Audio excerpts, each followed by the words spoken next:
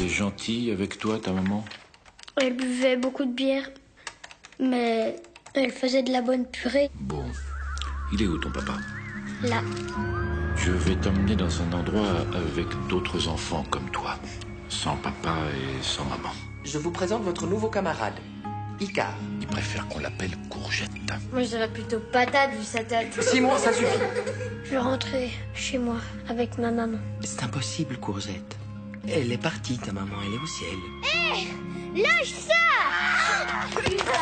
Oh, trop balèze, Courgette. On est tous pareils. Il n'y a plus personne pour nous aimer.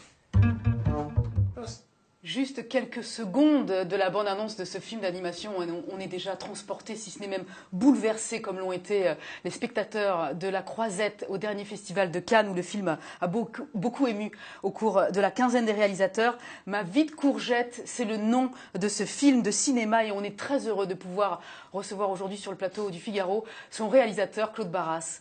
Bonjour Claude Barras. Bonjour. Merci d'avoir accepté notre invitation.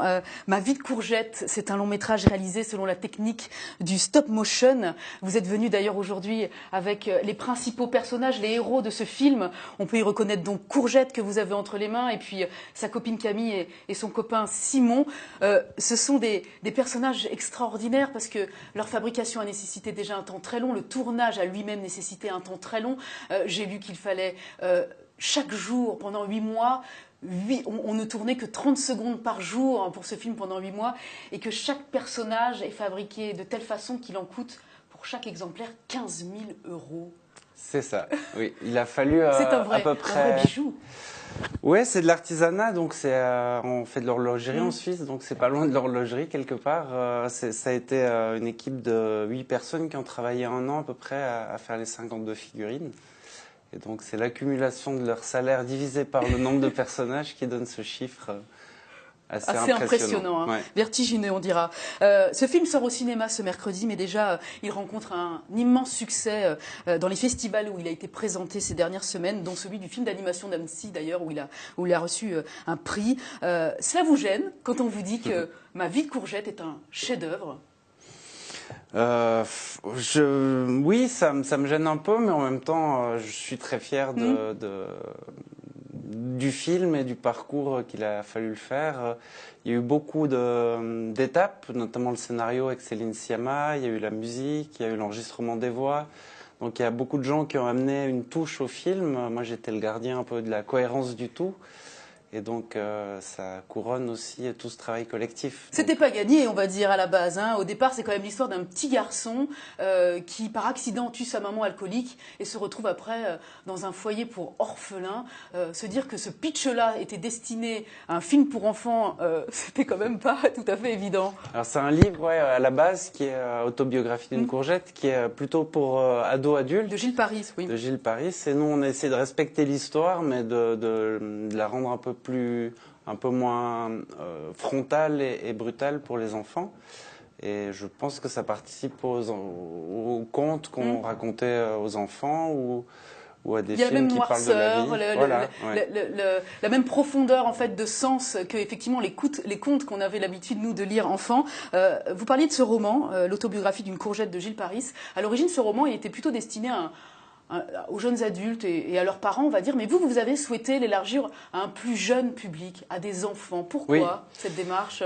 Eh ben parce que moi-même, enfant, j'ai vu des films assez réalistes, des mélodrames. Je me rappelle notamment de Rémi sans famille, qui m'avait beaucoup marqué.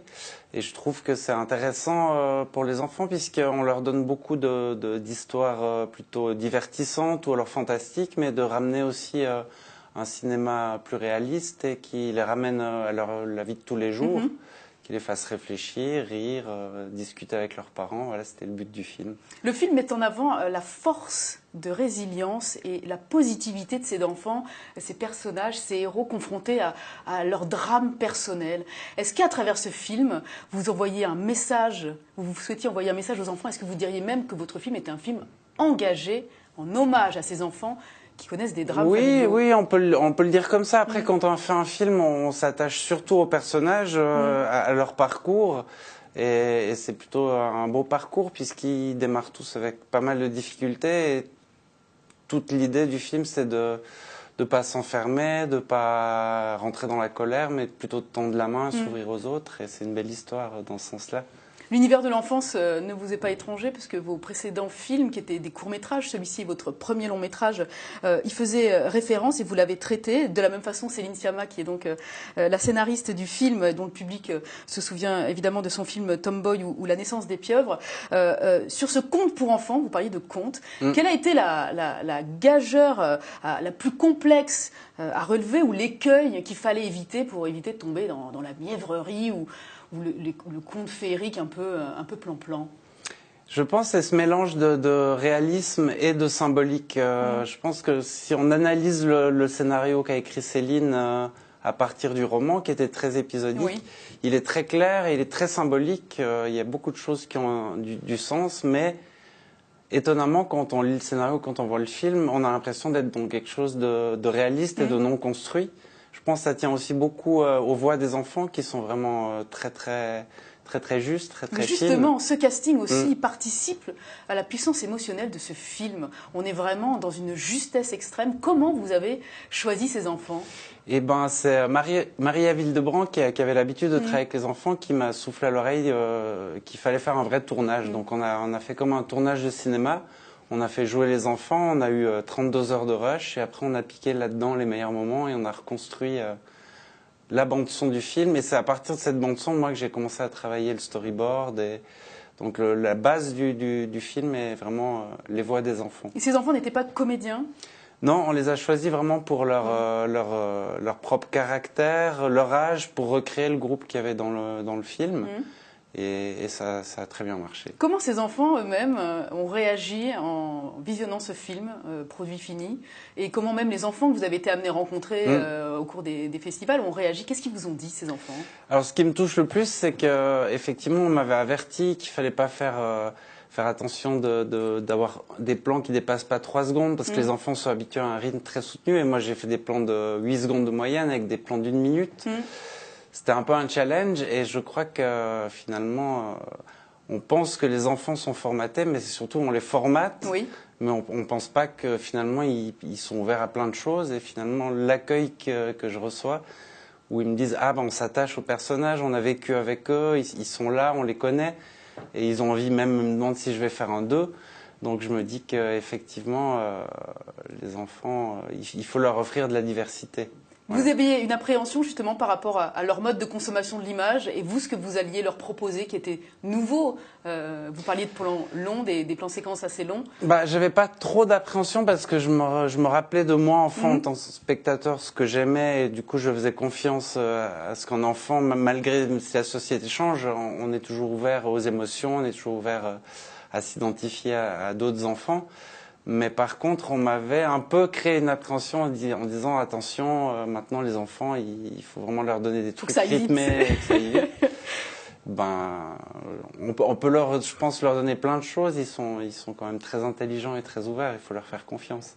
Alors, je le disais, vous avez fabriqué ce film après un véritable marathon de travail acharné, on peut dire ça comme ça. Et ces personnages vous accompagnent depuis des mois. Vous n'allez pas être un peu triste de les remettre dans leur boîte et puis de les mettre de côté?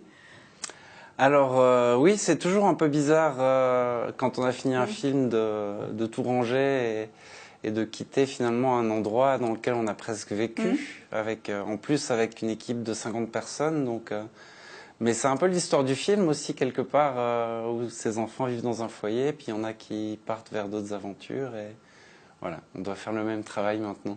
Maintenant que vous êtes avec nous et qu'on peut les toucher, qu'on peut les voir de près, je crois qu'ils fonctionnent un peu de façon assez particulière, que leurs yeux bougent, alors, que vous pouvez changer les bouches, vous avez dans les petites boîtes des accessoires, on va juste passer quelques secondes à regarder comment ça marche. Si on voudrait, par exemple, qu'ils soient malheureux, il suffit ou énervé, il suffit de bouger un petit peu ces éléments aimantés, là, et très vite ils changent d'expression. Donc les sourcils bougent. La bouche change. Et les paupières, et très vite, juste avec ces 4 éléments, on peut changer d'expression. Ils sont fabriqués avec quel matériau? C'est de la résine, du silicone, il y a une armature en métal à l'intérieur, et puis là on a toute une série de bouches, donc tous les phonèmes pour les faire parler. Ces bouches, c'est pas juste pour que. Chaque personnage a sa boîte, hein, bien sûr, particulière, avec ses formes et ses expressions particulières. Qu'est-ce qui leur donne, je parlais au début de cet entretien des 15 000 € que coûte par exemple Courgette, qu'est-ce qui coûte autant d'argent? Eh ben, c'est les heures de travail, en fait, puisqu'il y a des armatures très, très sophistiquées à l'intérieur qui doivent tenir le coup pendant 8 mois de tournage. Il y a les petits habits, donc il y a 4 costumes pour chaque personnage, des costumes différents. Et puis, là, il faut peindre chaque personnage. Il y a toute la technique pour mettre des petits aimants derrière chaque bouche. Donc, c'est les heures de travail, en fait. On imagine que les enfants qui vont voir ce film auront envie d'avoir ou Courgette, ou Simon, ou Camille, avec eux dans leur lit, ou avec eux pour les accompagner à l'école sous forme de peluche ou de marionnettes transportables et peu chères, on va dire. Est-ce qu'il est prévu qu'il y ait une déclinaison de... On est en partenariat avec une association qui s'occupe d'enfants en difficulté. On leur a donné les droits et ils vont, je pense pour Noël, en tout cas, on aura Courgette, peut-être aussi les 2 autres personnages. Donc en produits dérivés, il y aurait au moins les en personnages... doudou, en coton, bio, équitable, on va essayer de faire quelque chose de bien. Voilà, et qui reviennent à l'association à la fin.